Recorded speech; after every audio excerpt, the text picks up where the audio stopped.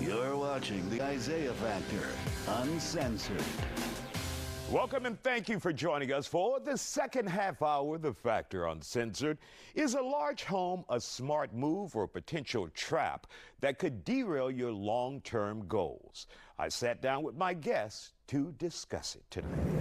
And our guests are here on The Factor Uncensored. Joining us now, Brandy Renee, Jay Bradley, and Breon Rollins. Glad to have you guys here on The Factor Uncensored. Recent studies have shown more and more baby boomers have dropped their bigger homes and they're downsizing. So the question for average viewers out there, what would you recommend when you buy a house? Bigger house as you're younger, growing your family, smaller house and grow into it, get a bigger house. What's your recommendation, Jay? Well, if you're talking about kind of like the people that are empty nesters and at this point in life, they're not using all the house, right? So you need to think about utilization, because if you're not going upstairs on the second floor and you're not using any of the secondary bedrooms, but you're paying taxes, you're paying insurance, you're paying utilities, and you're paying mortgage for all that space, where's your money best utilized? And so if you're not using the spaces, or maybe some people are repurposing the spaces. Let's say you're now in the paper planes and you have a paper plane room, or you have this and that, then this is the time to do that. But if not, you might know is into paper planes? Look, man, I'm not judging anybody. You might have a furry room, you know what I'm saying? Where you put all your furry animal outfits, you know what I'm saying? Whatever it is, right? But how are you utilizing the space? And, you know, if you're going to utilize the space, then great. But if not, you're literally, you can maybe cash in some of that appreciation and put it into something else that's going to work for you. Your thoughts? I think, you know, for me, it's a little different because I do have a large home and I am an empty nester, but my home, I have so much equity in it and I just don't want to let it go. So I have a lot of home, and so I'm kind of in that space right now.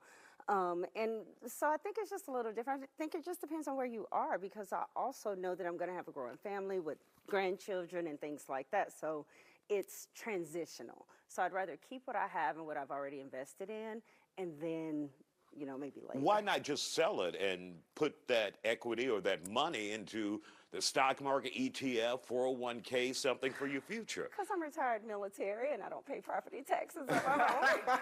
You got to tell the whole story. Like, that's if you don't have taxes, that's half of it, right? You know, Always some game behind, always half the story. Yes. All right, But we no, understand now. Yeah, that's fine. And it's just because I do know that things are going to grow. And again, for what I'm looking for, I'm going to probably end up paying more for what I really would like to have than what I'm currently paying, because I got in 2019 when things are looking nice. So. Got it. Breon, your thoughts? Yeah, I look at it more along the lines of your goals and what ultimately you want to do with your life. Like Jay said, a larger property comes with more maintenance, more expenses, more taxes, etc.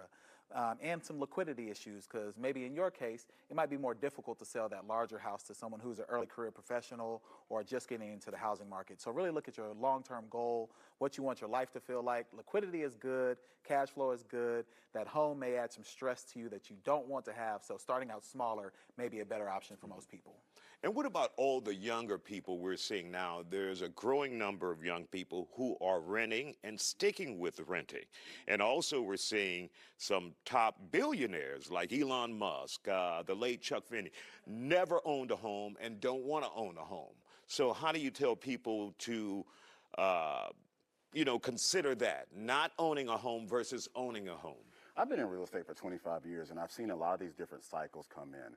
I have millionaire friends that they talk about home ownership as a waste of money. They would much rather have their money in the market performing for them rather than equity sitting in a house. So say you got $100,000 and $200,000 sitting in your house, and it's literally sitting in your house. You could take that money and then go make 15, 20% in an ETF or something like that, or buy all your crypto that you want to buy, but you don't have the safety of it, right?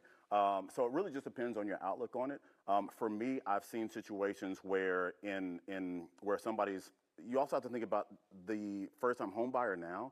The average age of a first-time home buyer now is 38 years old. It's the highest it's been in the history. Is that because of affordability? Exactly. And plus, now everybody just wants to rent, right? They don't see the benefits of building equity and having a position of cash in your home because of maybe they think it's a lack of flexibility or whatever the case may be, right? But just imagine if you're not buying your first house until 38 years old, how much rent have you paid? Let's say since you maybe got out of college at the age of 22 years old. That's 16 years of somebody's rent. You've paid a mortgage, it just wasn't yours. And for those who say, though, you're also pumping a lot of money into that house as well. You've lost that money as well. aside from the equity. Yeah, Breon? I would definitely agree. And to Jay's point, there's really a challenge for people to not understand that mortgage is getting paid. It's just not your mortgage. It's just not your mortgage. And, it's a mortgage. Yeah, it's a mortgage, being but paid. it's not yours. And I typically attempt to encourage people to really run the numbers. And I know you'll hear that a lot, but you should run the numbers on where you are in your life that determines if this mortgage makes more sense or if the rent makes more sense. Because regardless, you need to live somewhere, and you would prefer to own it and benefit from the wealth transfer that you receive with the equity and having the ability to sell versus potentially paying someone else's mortgage off. On our website, we actually have a rent versus buy, so you can run your numbers because it does matter. For some people, it may be, okay, if you're living out in the suburbs and you don't need a big house, then that might be it, right? Like right now is the first time that in a lot of subdivisions, a brand new construction home actually costs less than it is to buy a resale. Wow. That's never happened. Out of time, guys. Thank you for joining us here on The Factor.